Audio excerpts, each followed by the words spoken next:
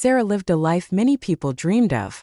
She had a beautiful apartment in the city, a loving husband named Ahmed, and a stable job at a small company. Every morning, she woke up early to make breakfast for Ahmed. They would sit together, drink tea, and talk about their plans. Sarah often thought, "I am the luckiest woman in the world." Ahmed was charming. He smiled a lot, helped Sarah with small chores, and always said, "I love you more every day." Friends and colleagues admired their relationship. Everyone thought their love was perfect. Sarah believed it too. One evening, Sarah decided to surprise Ahmed. She bought his favorite chocolate and prepared a small dinner. When Ahmed returned home, he looked tired but happy. He kissed Sarah, thanked her for the food, and sat down. Everything seemed normal. But Sarah noticed something strange. Ahmed's phone kept buzzing on the table. He looked worried every time he checked it. Sarah didn't want to think negatively, so she ignored it. Later that night, Sarah stayed awake. She tried to sleep but couldn't stop thinking about Ahmed's unusual behavior. "Maybe he is just stressed at work," she whispered to herself. The next day, Ahmed left early for an office meeting. Sarah waved goodbye and watched him leave. Alone in the apartment, Sarah began to feel uneasy. She tried calling her best friend, Layla, but Layla was busy. Sarah remembered hearing stories of people who discovered shocking truths about their partners. She shook her head. "No, Ahmed and I are different. He would never lie to me," she told herself. But deep inside, a small voice of doubt whispered. That night, Sarah had a dream. She dreamt of Ahmed smiling at another woman in a cafe. The dream felt so real that she woke up sweating. Sarah thought, "It's just a dream. Nothing is real." She tried to focus on work, friends, and chores. But every little thing reminded her of Ahmed. His sudden late nights, secretive phone calls, and distant eyes created a storm of confusion in Sarah's heart.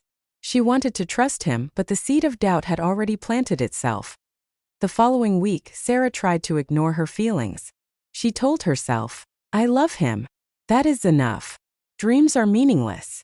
She smiled at Ahmed, prepared his meals, and tried to make everything normal. But Ahmed's behavior continued. He often received messages late at night.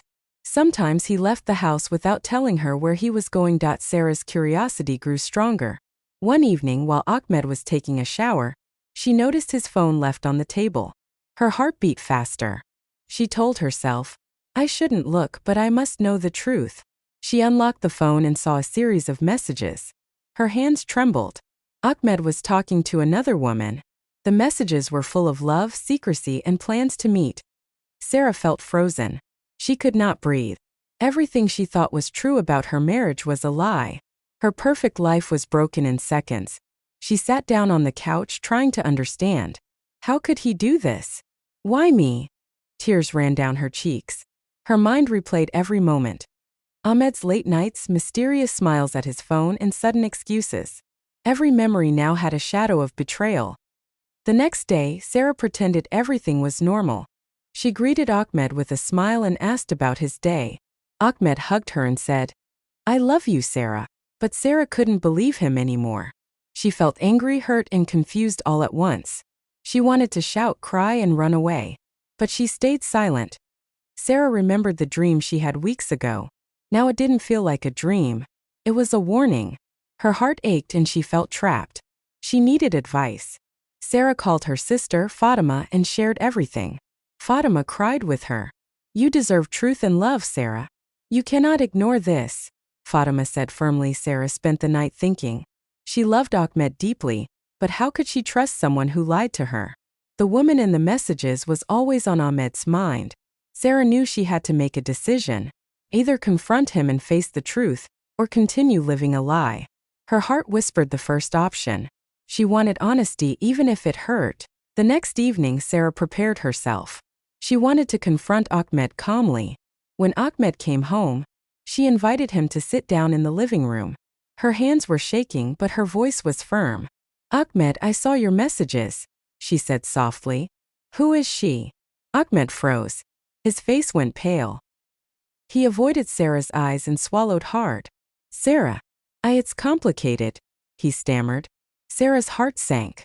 "Complicated? Do you know what betrayal means?" she whispered, her voice breaking. Ahmed tried to explain. He said he didn't mean to hurt Sarah. He admitted that he met another woman a few months ago and developed feelings. He said he felt guilty but he couldn't stop. Sarah listened quietly. Each word pierced her heart like a knife. She loved him, but the trust she had in him was shattered as Sarah's mind raced. "I gave you my life. How could you risk everything for someone else?" she cried. Ahmed tried to hold her hand but Sarah pulled away. She couldn't forgive him, not yet. Not now. The silence between them was heavy. Hours passed and Sarah finally said, "I need time. I can't decide tonight. I need to think." That night, Sarah sat alone in her bedroom. She stared at the ceiling and thought about her life. Dreams, reality, love, and betrayal. All mixed in her mind. She felt exhausted. She realized that love alone was not enough. Trust was the foundation of a relationship and Ahmed broke it. The next morning, Sarah called her best friend, Layla. They talked for hours. Layla reminded her that she deserved respect and honesty. "You are strong, Sarah. Don't let anyone make you feel less than you are," Layla said. Sarah felt a small hope. She knew she had a choice: forgive and rebuild or walk away and protect herself. By evening, Sarah felt a quiet determination. She would not act in anger or sadness. She wanted clarity, not chaos. Ahmed waited nervously. Sarah looked at him and said, "We need a break. I need to find myself before I can decide about us." Ahmed nodded, understanding her pain. For the first time, Sarah felt control over her own life again. The days turned into weeks. Sarah focused on herself.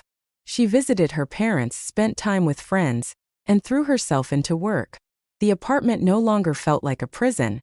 It became a place of healing. She learned to smile again, slowly but surely. Ahmed tried to contact her, sent messages and apologized repeatedly. But Sarah had learned something important. Love without trust is fragile. She replied politely but kept her distance. She realized she needed to rebuild her confidence before she could forgive or forget. One morning, Sarah walked in the park. She noticed a little girl playing with her mother.